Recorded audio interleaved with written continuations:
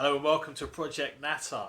And today I'm joined by Richard Braine, London activist, former UKIP leader. How are we doing, Richard? Very well, not too bad. Very nice to see you again, David. Yeah, Pleasure to see you again, as always. Now, the last time we did a video, which was a while back, you were running for UKIP leader. Yes. You were successful. You won by a landslide, 53% of the vote.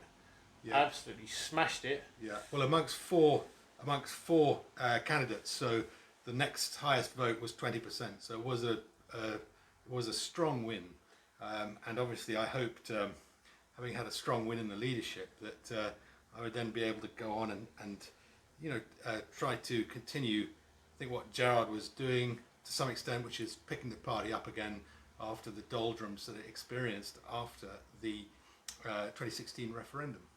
So that was my plan and my hope. Sadly, it didn't turn out that way. But so that comes to my first question. So you were elected, like I said, by a landslide win, and you said you're going to unite the party. Was one of the first things you were going to do. And 3 months into your leadership, you quit. So my first question is, what the fuck happened? What happened? Well, So the reason I quit, in fact, is that I was unable to do anything. The chairman, if she was still the chairman, insisted that she had suspended me from the party as leader, even though according to her contract and according to the constitution of the party, she's actually supposed to work for the leader. So she suspended her boss, which is an unusual situation. And I was, members were being warned not to allow me to come to meetings. It was obvious I couldn't stand for the party. And then they brought a court case against me. And they had a secret hearing. It's called a hearing without notice. So I was not informed that this hearing took place, and it was a hearing to seek an injunction. And the purpose of the injunction was to stop me publishing data which I didn't have and have never had. And so from my point of view, I look at it and think, well, the real purpose of the case, as far as I can tell, was simply to try to damage my reputation. As far as I can see, that's how I see it, because I think they knew perfectly well that I didn't have the data and had never had it. I think it's an extraordinary accusation to make against me, the whole thing. So there you go, and the case continues. We had a hearing. Still going on now. The case is still going on, yes. And in December there was a hearing on the 5th of December or 6th, and it was the judge then made a judgment towards the end of December, and in that judgment he said that UKIP's chances of success in this case were, these are his words, slender in the extreme or worse, and that's because they were unable to really show any proper evidence of what they were claiming. And the reason there's no evidence is that it didn't happen. I don't have the data. No data breach took place in the sense that they're trying to claim. And so here we are. It's a pointless case. It's already cost UKIP, I think, somewhere in the region of £40,000 or £50,000, because the judge did award at that stage in December full costs for UKIP to pay. And we have paid nothing. And in fact, UKIP seems to be refusing to communicate with me and with Tony Sharp, the other respondent, and they have refused to acknowledge our claim for costs, and they've refused to respond, and they don't generally respond at the moment. So they're trying to conduct a case while refusing to communicate with the respondents. So they've wasted around about £50,000 worth of membership money, which seems like a personal vendetta or a crusade against yourself. I can't explain it. It's extraordinary. Whoever is giving them legal advice surely must have known that the evidence that they were putting forward was not, exactly compelling. Let's put it that way. I think that's understatement. What's the data they were trying to say that you stolen? What's the? They've never really said. I think they're talking about email archives or something, but they've never really been able to show what data they think was taken. In fact, they did call in an expert witness after the first hearing, I think, and the expert witness also was not able to say that any data had been taken. So, as you know, so they've never really substantiated that, and I think that's one of the reasons why their case was not looked on very favourably by the judge in the hearing in December. So who's behind this? Do you think is that there's a personal vendetta against yourself, or I mean, can you elaborate on a bit more? What's your thoughts? It's impossible for me to say what the motivation is. I think when you see irrational behaviour, obviously you can try to speculate as to people's motivations, but I can't explain it. I think that that's as far as I can go. UKIP is the claimant, UKIP Limited, and it's clear also at the moment that we, to some extent, are dealing with Neil Hamilton and Ben Walker. So Ben Walker, he was one of the candidates for the leadership at the time when you was running as well. Is that right? That's right. Yeah, he came. I think he got 13 or 14% of the vote. He came last or second last, I think, and he. I mean, as you probably know, he was convicted last January 2019, of serious breaches of building codes. And I did read that in the papers. Yeah. It looks like he was exposing his customers to some very tangible risk. He failed to show up in court, and he was fined the full amount. I think he was fined on 5 counts, £10,000, and yeah. So that's that's who is currently the interim chairman of the party. He did try to become chairman, as I understand it, in the past, according to an article on Guido Fawkes, which shows screenshots of him trying to apparently bribe Henry Bolton into installing him as chairman by saying to Bolton that he would give him half of the chairman's salary. Right. And those, you can go and look on Guido Fawkes and find those screenshots. So look at those. We'll pop them up on the screen so people can have a look at those. Yeah. So anyway, that's it. So Neil Hamilton appears to be taking on the legal responsibility. Neil has been very scathing towards me in emails repeatedly, and I mean extremely rude, in fact, using bad language and calling me an ignoramus and all this sort of stuff. And he specifically said I was an ignoramus with regard to the law, but it's cost UKIP £50,000 to completely fail to get an injunction against me, not to publish data that they've never even been able to show any evidence that I have, and which I've never had. So I may be a legal ignoramus, but from where I'm sitting, the actions of UKIP Limited against me in this issue appear to be basically deranged, actually. So you basically quit because you just said that you couldn't get anything done. When we spoke earlier, you said you found it easier to deal with the Guardian newspaper than you did UKIP NEC. That's right. I mean, before I resigned as leader of UKIP, if the telephone went and I saw it was a report from the Guardian, I would think, oh, you know, at least I can be assured of some kind of rational approach or conversation. You know, I almost certainly will disagree on many grounds with the person on the end of the telephone, and they will disagree with me. But at least we'll be able to discuss it in a sensible and intelligent and reasonable way. Whereas if the telephone went from certain sections of the UKIP NEC, I would say that would not be my reaction. What's your thoughts now? Your personal thoughts on UKIP? So when you took over, you coming just after Gerard Batten had got the membership up to around 30,000 members. I believe it was around about 26,000 when you came in as leader. And since you've left, I've heard the UKIP membership, I don't know how true it is, but I heard the UKIP membership was hovering around 5,000 members. I mean, if that's true, I think my gym probably has more members in the UK than UKIP does at the moment. Where do you see UKIP now? Do you think UKIP's finished? Do you think it's done for? Well, I mean, let's analyse this carefully. I mean, Gerard took the membership I mean, Henry Bolton handed the party over with, I think, about 17,000. I think the peak membership was in the low 40,000s back in 2015, 2016 or something like that. So within a year, Gerard brought the membership up to within a whisker of 30,000. Which was an impressive thing to do, especially since the referendum, when people were saying UKIP's main, raison d'être was gone. And so I think that was a very successful part of Gerard's leadership, was to increase the membership by 12,000 or so. And I think also Gerard was very popular. I think lots of people in the party liked him, and even people who've been in the party for a long time and who were actual supporters of Nigel Farage also liked Gerard and recognised that he's fought hard, worked hard for a long time for this cause that we all believe in.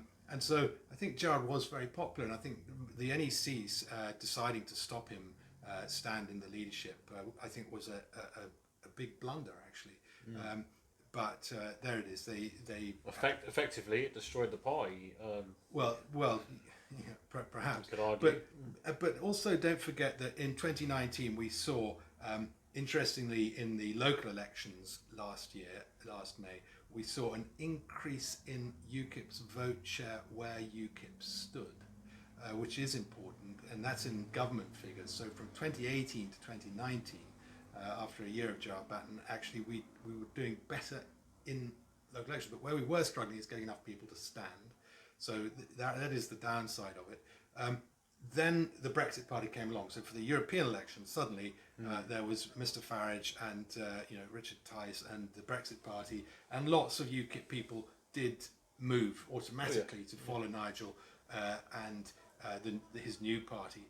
And so I think it's very difficult through 2019 to specifically say this is why membership increased or decreased. These people were joining for this reason, those people were leaving for that reason. But I would say that that's a fair comment, the Brexit Party was a big part of that. A lot of people will have left because of the Brexit Party. And I also think that quite a few people will have left because Gerard was stopped from standing for the leadership. There were 120 odd spoilt ballots in my leadership election. And they had Gerard Batten scrawled all over them. I think there were 2 spoilt ballots with Nigel Farage scrawled on them, so they were a bit behind the curve. But there's a lot of dissatisfaction for 120 people to go to the length of scrawling Gerard Batten and sending that in. I think that shows that there was real dissatisfaction amongst a significant number of members about the interference in an election. I think the principle in UKIP is we're Democrats and it should be the members who actually choose who represents them, and that's a principle I think almost every single UKIPper can subscribe to. And so there's that. And one of the claims made in UKIP's court case against me is that large numbers of people left UKIP because I organised for Jeff Armstrong, the party's General Secretary and Returning Officer, to send an email to the members of the party which listed who had put themselves forward to stand for the NEC. And the idea that simple act of making sure the members were informed about who wanted to stand for the NEC, the idea that should have brought about, I think they're suing me for roughly £100,000 or something like that. £100,000? Yeah, something like that, yeah. And the idea that the party has lost £100,000 worth of subscriptions because I wanted the members to know who had put themselves forwards for that NEC election, I think is an absurdity. And I hope that it won't, damn right. I hope that it won't get to the situation where the court is genuinely entertaining this silly they're dreaming. Silly claim. But that's what I'm going to have to argue against. And obviously, I spent a significant amount of my time when I was leader visiting branches, meeting members. I love the members of UKIP. They're great people, independent thinkers, and so I met a lot of people. And the issue that many people were bothered about was the interfering in the leadership election, and subsequently, of course, the interfering in the NEC election, and not allowing members to stand for various reasons. During the NEC meeting of October the 12th, I heard an NEC member argue that someone who he expected a group of NEC members to block from standing should be allowed to stand because he's a good chap and he's a neighbour, and he should be forgiven for his own transgressions, which happen to be supporting the he who cannot be named. But of course, sitting around that NEC table were people who had stood on platforms with he who cannot be named. So it's a very unfair. The idea that vetting was some kind of official and rule-bound process, I think is not true. I think it was done on more or less a whim.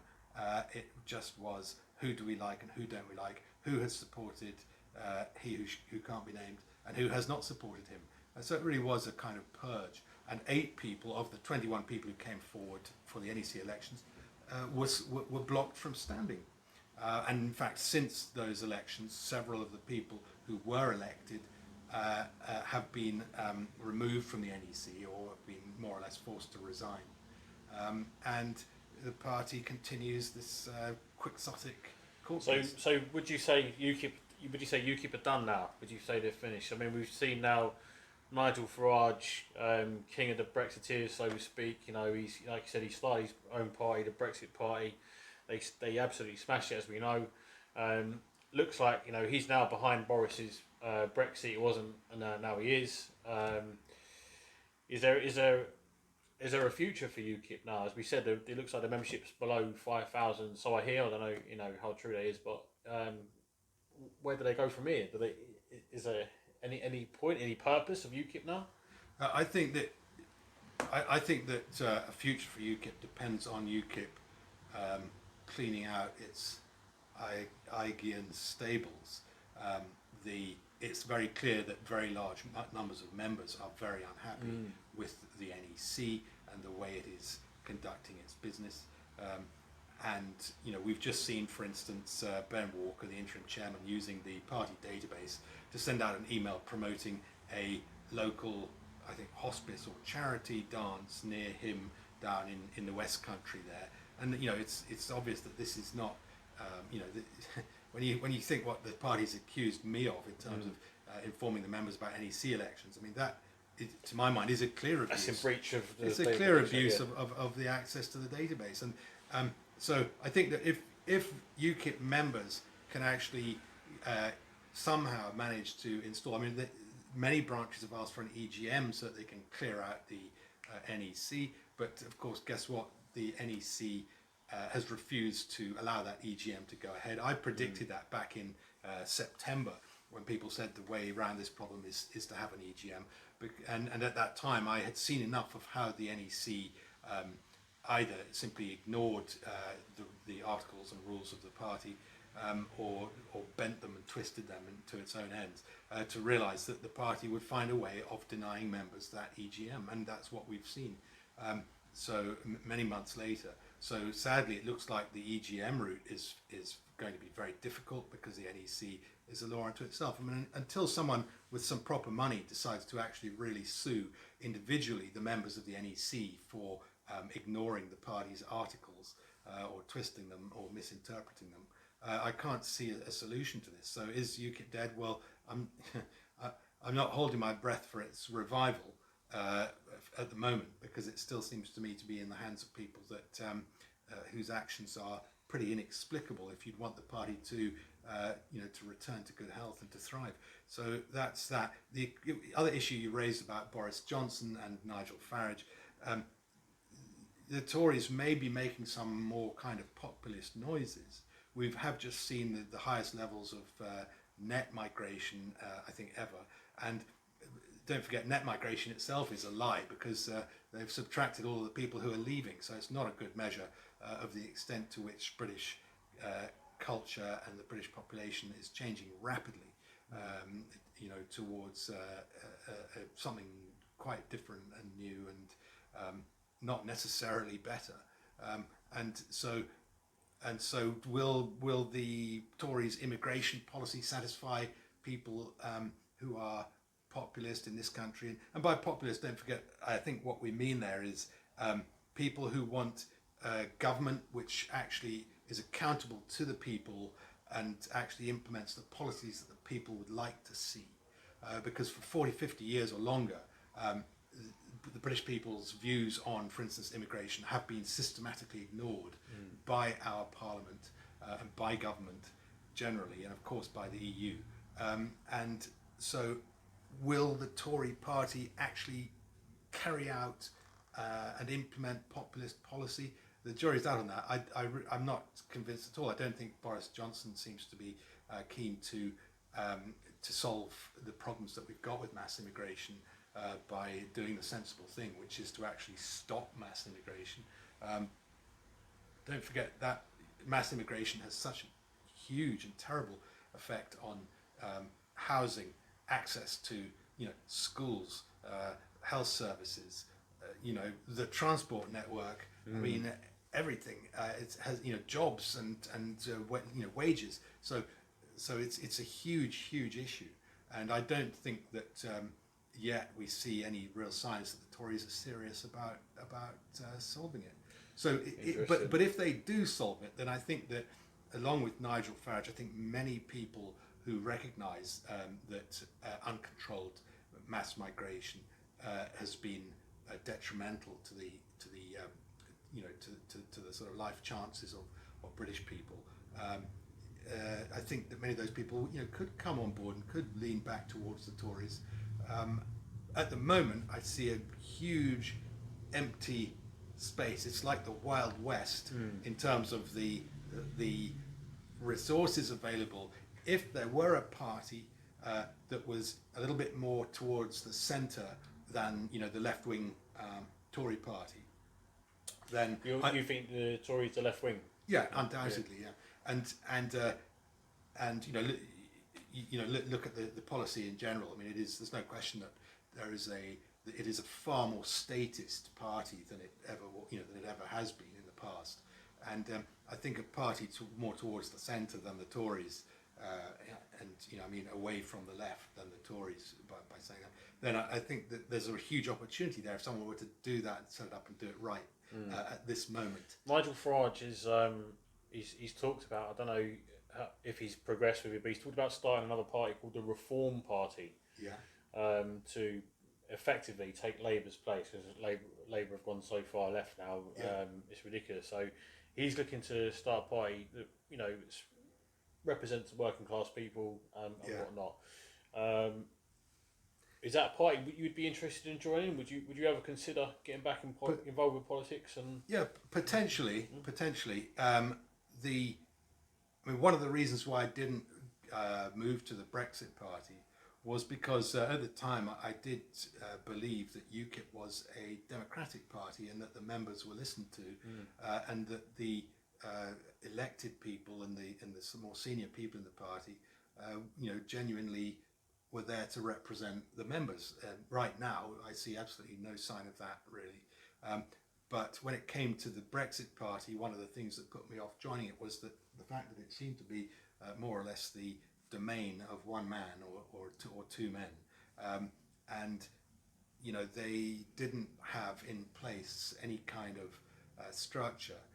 Obviously, I think that's what Nigel wanted. I think that he found dealing with the NEC very difficult. As I can you understand said, that. your hands were tied. But I mean, the point really is that if that structure was done right, so that you have a genuinely democratic party, where the senior people are genuinely accountable to the members, then I think that structure could work, and in UKIP's case it should have worked. The difficulty is how you make sure that the rules and that democratic structure is actually upheld. And it just seems like in UKIP there was too many chiefs and not enough Indians, so to speak. Well, certainly now. I mean, I think that's the case now. I think almost everybody that I know who was actually active in UKIP, apart from a handful of people, have more or less abandoned the party. What's happening? Let's take you. When we take you as a case in point, you were an active member. That's how we got to know each other, and you did great things. And right now, you and I sitting here, neither of us is a member of the party anymore.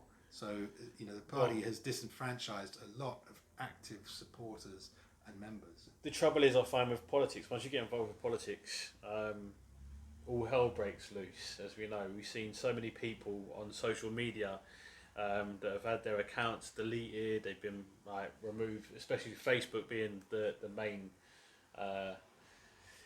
the main social Censor. media. Just they censor everybody. Yeah. And I've been my personal account was deleted from Facebook, completely wiped. You've seen Alex Jones, Paul Joseph Watson, so on. Where do you see? Because we spoke about this before about freedom of speech and stuff like that. The way things are headed now, we're seeing more and more freedoms taken away from us and whatnot. Do you think we need a party that's going to stand up for our rights? Because it doesn't seem like there's anybody saying, "Wait, that's enough." You can't keep silencing everybody. It seems like we're becoming an Orwellian state. We're slowly moving towards like a communist regime, you might say. Yeah, I mean, in my leadership campaign, I spoke often of what I labelled data tyranny, and that's we are heading further and further into that. But I think it's important to remember that 25, 30 years ago, access to those kinds of digital networks, data networks, didn't really exist at all. They can, to some extent, control the means of communication on the internet. They can't control what you say in the pub. No. Right. We still have meet space to gather in, and I think that was one of the most enjoyable things for me about being UKIP leader, was going and meeting branches and members and talking to them and hearing what they had to say, and so that can still go on and must still go on, and so I think the ability to organise and campaign and meet and communicate isn't completely dependent on the gatekeepers at Facebook and Twitter, but there's no question that to some extent, or to a great extent, the media and government and the establishment have taken back control, I would say, of what people can say online. I mean, I'm the generation that witnessed the whole flourishing of the internet from the very beginning, and the web and all of that. And back in the 90s, people used to go on bulletin boards and use the IRC and all of this sort of stuff. And to some extent, those protocols have disappeared because it's all become web-based. But certainly, people warned. Richard Stallman warned us. That we're heading into this Orwellian world where your computer is going to essentially, its primary purpose is going to be to spy on you. And I think we're already seeing that. I see that, for instance, you see with ads popping up on your phone, you're talking about something, and then boom. That's it. And we've seen, Sargon has just been, as I understand it, has just had his YouTube channel demonetized yet again. So people who've come to make their livings, in a way that is dependent on the gatekeepers, in his case YouTube, are finding that they've got no power, and they can just be switched off, or whatever power they gain through hard work. It actually is really in the hands of others, and I think that's a terrible situation. I mean, we've got to find a way of fighting it better, and certainly free software and free channels of communication are the key to that. And I think what we need is a lot more use of the web, independent of these very powerful but controlling networks. And I've never been a Facebook user, really. I have a Facebook account, but I've never really used it very much, and I've always been worried about what Facebook really represents, because it's it is there just to spy on you. It's about, and I saw a photograph on Facebook, I think this morning, and there were several people in it, and as my mouse rolled over it, some of their names popped up when the mouse was over there. Facial recognition. And then some of them just had a square around their faces and saying, "Will you please put in this person's name?" And I appeal to everyone out there who sees that technology to put in the wrong names as much as you possibly can. And it's crucial whenever you register with a site or anything like that, as long as it's not official in any kind of legal situation, then please do use false names for everything. It is there to spy on you, but often it's quite a stupid and crude database. Switch off your cookies. Use, I don't know, DuckDuckGo or some web search that claims at least not to be tracking you. Make sure that your browser removes all cookies every time you close it, and just try to fight this and fight for cash. And one of the things I wanted to make UKIP policy was to require the acceptance of cash by all vendors for everything everywhere as a matter of principle, so that those who wish to pay with cash can do so. Cash makes you anonymous. Cash is king. I want to see more cash, and I want to see less tracking. And I think that we're heading into a world where we've got no law to cover this, really, because it didn't exist 50 years ago, and we're going to need to produce some laws that really do safeguard the privacy of individuals. It's quite worrying when you look and you see, because we're in a digital age and everything's now become digital. You've got your tap cards, you can pay by your mobile phone now. You can do, and we're slowly becoming a cashless society. And I was just before I came here, I saw Sky News, not here, Sky News Australia. Now on Sky News Australia, they were saying the Australian government are now phasing out cash payments, so you can't buy anything for cash for anything more than £10,000. So they're slowly but surely taking more and more freedoms away. And once you're controlled under a digital ways, like we just mentioned, various people have been deleted from Facebook. How easy would it be to make someone disappear? Oh yeah. But also, what you've just mentioned, there's a presumption that if you're buying something with more than £10,000 of cash, then you're a criminal. Well, why? That is totally against the traditions and principles of our legal system and our society. The presumption in the old days is that you're not a criminal, and that's how society works. That's how the law works. It starts by presuming you're not a criminal. Whereas, as you say, if governments start outlawing cash on the basis that only a criminal would wish to use it, where are we headed? We're headed into, as you say, an Orwellian world where every single transaction that you have is monitored, and is and this, of course, this concentrates vast power in the hands of a tiny number of people who control the state, and it makes rebellion, it makes civil,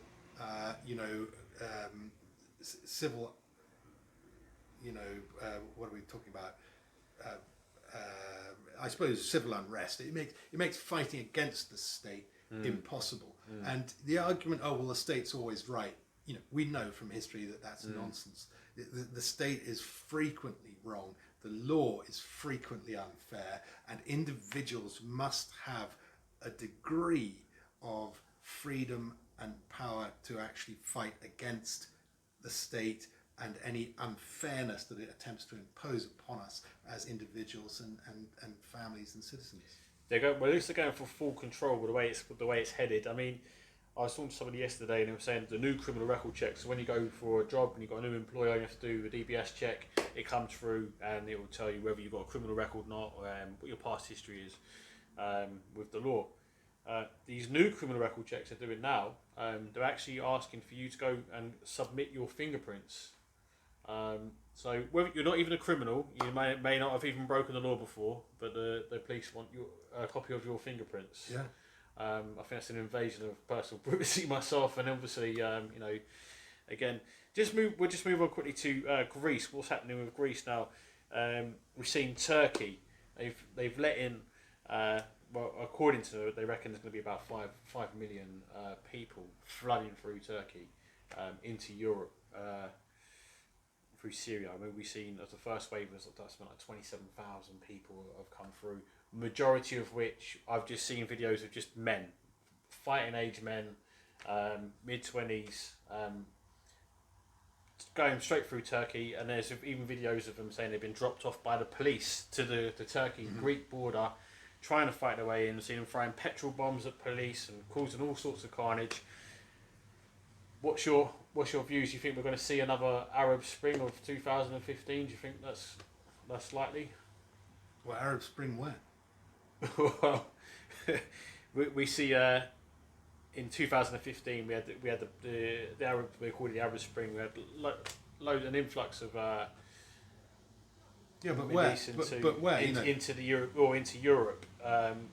Effectively, I know we've left the European Union, but we're still a member for another like 10 months or whatever. We still got our although Well, we're not a member of Schengen. Once they get into Europe, with the Schengen agreement, they can then move across. Yeah, we're not a member of Schengen. What I would like to see is the government take every avenue that it's allowed to at least over the next 10 months to stop people entering this country if there's any reasonable expectation that they are coming here permanently without the right to do so.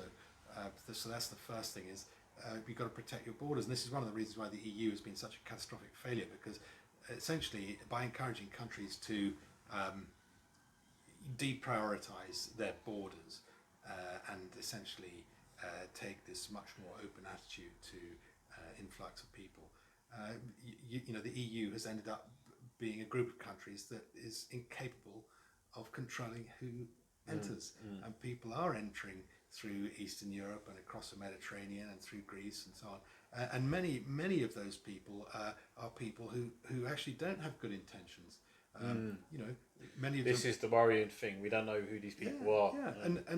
And so we need to be careful. But the other thing is, as you rightly say, is that the pretense that these people are refugees is nonsense. It's only the really the better off people that can afford to make these journeys. Now, as I understand it, this is a more than $30 billion business, bringing people from Africa and the Middle East into Europe, and I think you can only solve this by handing back to the individual nations their autonomy, so that they have the responsibility of controlling their own borders.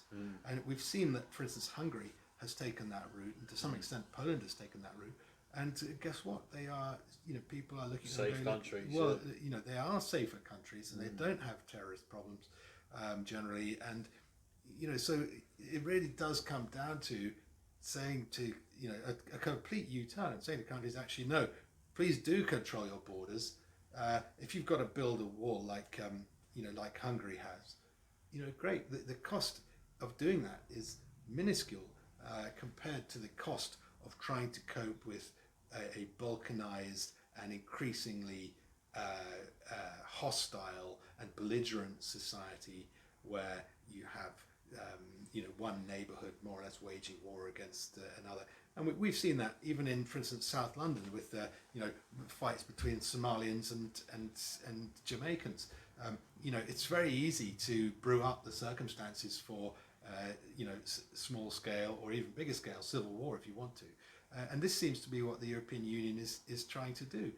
And the motivations for it are, one, simply naive socialist dreaming, and two, a kind of business globalist idea that economists are brilliant scientists and all people are interchangeable, and so you just need to get the cheapest workers, whoever they are. It doesn't matter if they think it's quite normal to defecate in the streets. At least you've got your cheap workers, and that's all that matters, because economics is all it's about. And of course, the economics breaks down when your society breaks down, and suddenly people don't want to live and work there. And to some extent, we're going to be seeing that in places like Greece. Certainly, you look at the people of the island of Lesbos, and no one's going, isn't it marvelous? Let's all go there and set up factories, because it looks like it's turning into a war zone. So the EU has encouraged countries to give up actually protecting their own integrity and their borders and controlling who comes in and who goes out, in the effort to encourage people to be a nation, to work effectively together, and have a safe and decent, prosperous society where people get on. So this is a very, very dangerous time. We see all these churches being burned down in France and elsewhere in Europe, and it's increasingly dangerous. And how EU politicians can't see that they're brewing up circumstances for war.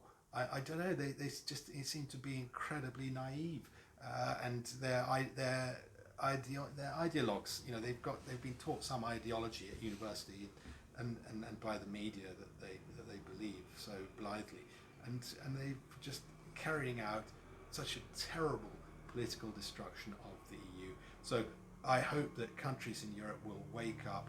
You look at people like Salvini and you realise there are politicians out there who do recognise this and who have the guts to talk about it and say, actually, you know, if you mix cultures together which, you know, don't agree and don't get on, you don't end up with some great utopia.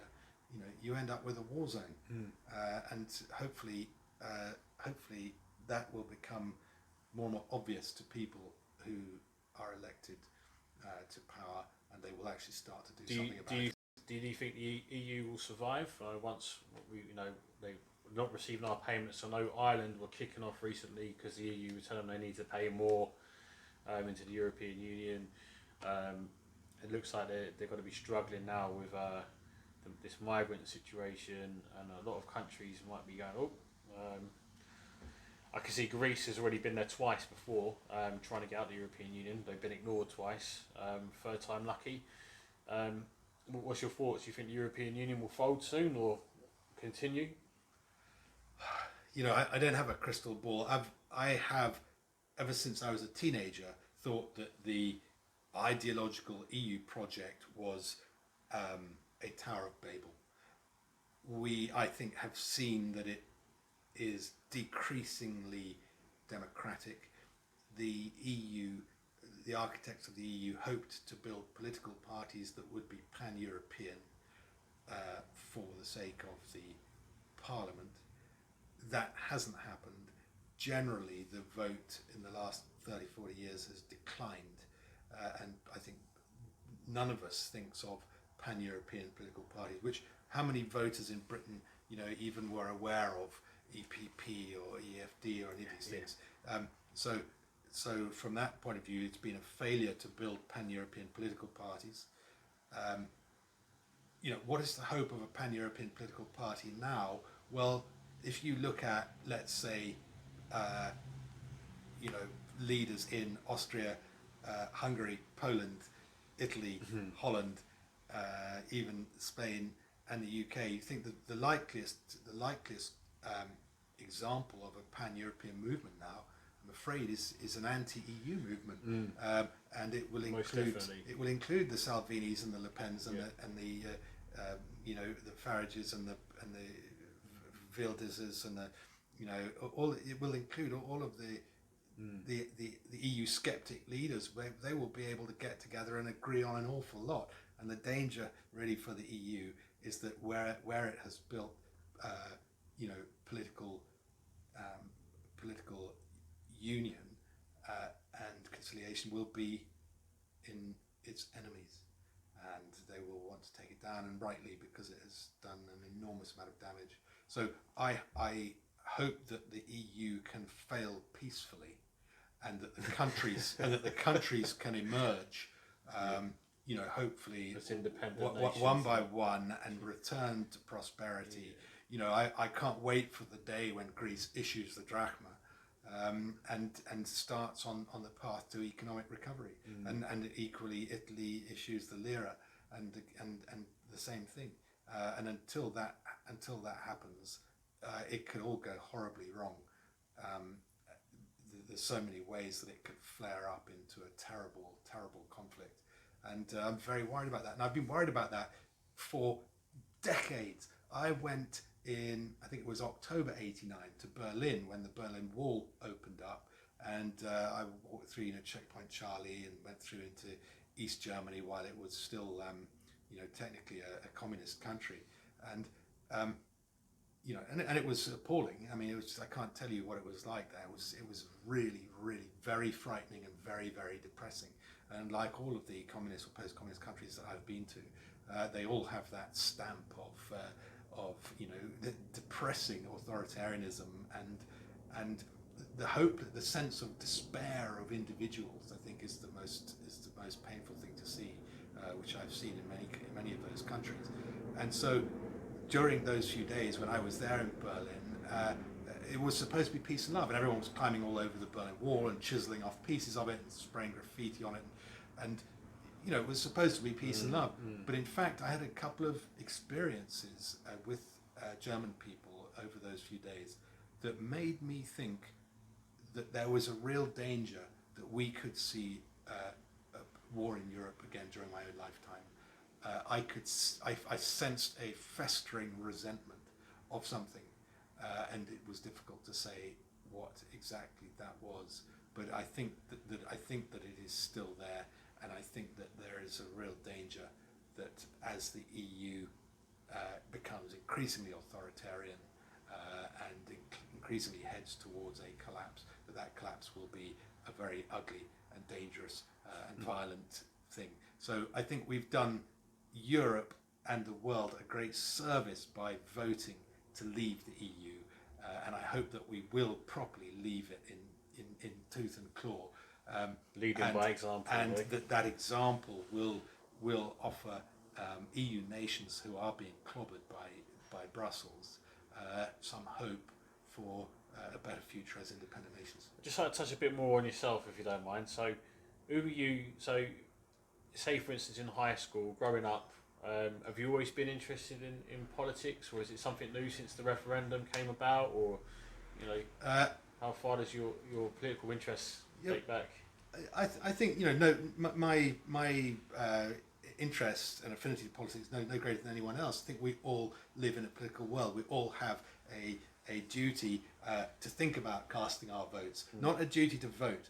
So for politicians, I mean, my friend Donald says, "I don't vote; it only encourages the bastards."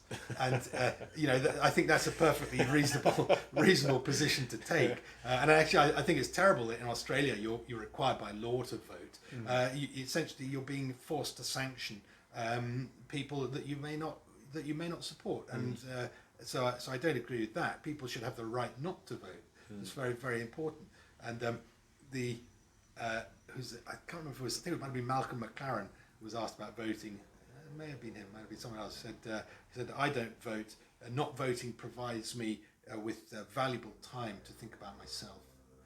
And I do think that, so I do think, but we are all political. We have to all deal with the consequences of political decisions and government and all of that. And so I was always sort of vaguely interested in that sense. But one of the things that became glaringly obvious to me, I suppose, as an elder teenager and then in my 20s, was that the political idealism of the European Union project was a kind of hubris that all my instincts told me that it was destined to fail. It simply comes down to the Blakean aphorism: one law for the lion and ox is oppression.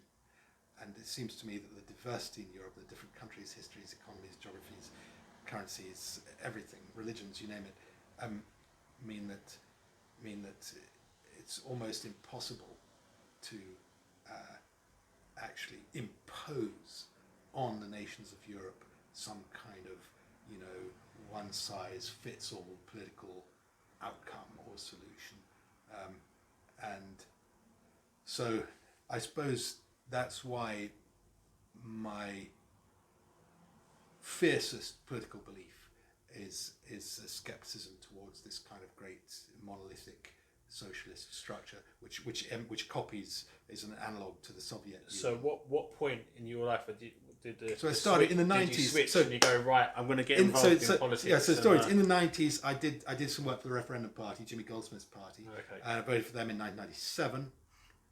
So mid 90s, I was already, just participating, but and then I started. Then when they disappeared, I started voting for UKIP. So probably first voted for UKIP in 2000 or something, 2001, something like that, and then voted UKIP ever since. I was always of the view that you should vote for what you believe in. You should never vote tactically. I think that's voting tactically. Voting tactically makes the assumption that you know what the outcome's going to be. And the problem is that if everybody thinks like that, if everybody thinks tactically about voting, then everybody gets the result that they didn't want. in other words, democracy relies on the aggregation of everybody's political intentions. And if you vote for something that isn't your political intention, then that process of aggregation can never work. So you've got to vote for what you believe in. And if that means voting for a fringe party, great.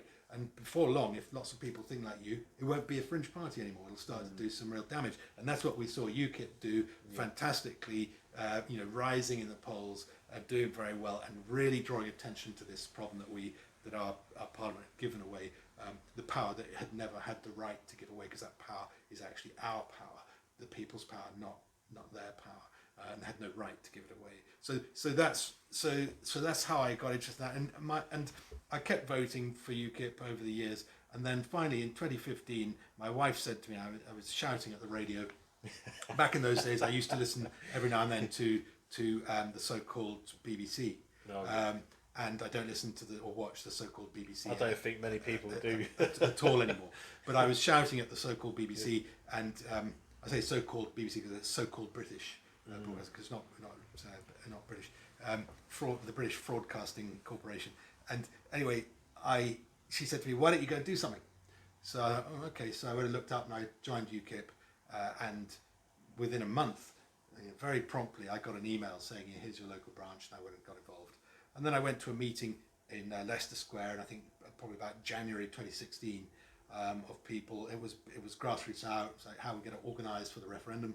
And there was a young guy there. There was a room, maybe 100 chairs in the room, and there were 4 of us there. And one on either side of the front row, one on either side of the second row. And he made this presentation that was all very nice, but I thought, there's no way that we can win this. The referendum's coming in, 6 months. So only 4 people showed up to the meeting? Yeah, for London. And it was 6 months to go. I thought, there's no way that this can be done. But anyway, he had his plans and he showed them to us. He's like, it's all going to be like this. And it was obviously all prepared from a kind of central planning arrangement. And so at that point I thought, well, I'm going to have to volunteer to be a borough manager, because I'm here. I'm one of 4 people. So that's 4 boroughs we've got managers for in London, of the 73 or whatever it is. So that's how I became grassroots out and vote leave borough manager for Kensington and Chelsea. And I thought, I didn't think we had any chance of winning it, but I knew that I had to give it everything I had, because I knew that it was going to be my one chance to actually change, get somewhere with something I've been voting for 25 years. So I knew that I had to give it everything so that I could at least look at myself in the looking glass in the morning while not shaving and say, you did your best. You did what you could, and don't be too hard on yourself. So when we actually won it, the 24th of June 2016, apart from my wedding day and the days my children were born, that was the best day Choose of your my words life. carefully, Richard. Absolutely, absolutely wonderful day. I can remember every minute of it. And one of the real joys I had is I bought a copy of the Times on the 24th of June 2016, and there was an opinion editorial piece in the middle of the newspaper that had a photograph of me holding up my placard that said, "Don't swallow Dave's pork pies, vote leave," and wearing a vote leave red baseball cap. And the whole article was about how we had lost, because it had gone to press at 10 p.m. the previous night. And so the guy who wrote the opinion piece had to write it. He had to say, they're going to be reading this tomorrow morning. I'm going to have to write it with a degree of foresight. And he guessed that Leave had lost. And so he wrote this great article about how David Cameron must now listen to the voices that weren't heard. There's this picture of me there, as the great victim, of the campaign that came so close, but sadly was unable to, to overcome the wonderful establishment. And so it's such a lovely thing, that article, to see the alternative reality that we avoided by actually winning, so that was a very, very happy day, and we need to put that milestone, bank that milestone, and remember to keep fighting for what we've earned and voted for, and what the people of this country have chosen. Now, on a personal note about yourself, I learned something about you earlier, so I was quite I thought I'd just bring it up because it's quite interesting. I thought anyway. So we're here now at Richard Braine's home over in West London. Lovely place you've got, by the way. It's like walking to MTV Cribs, walking around. And anyway, before we started the video, we had a cup of tea, and Richard said, "Oh, come and have a look at my records."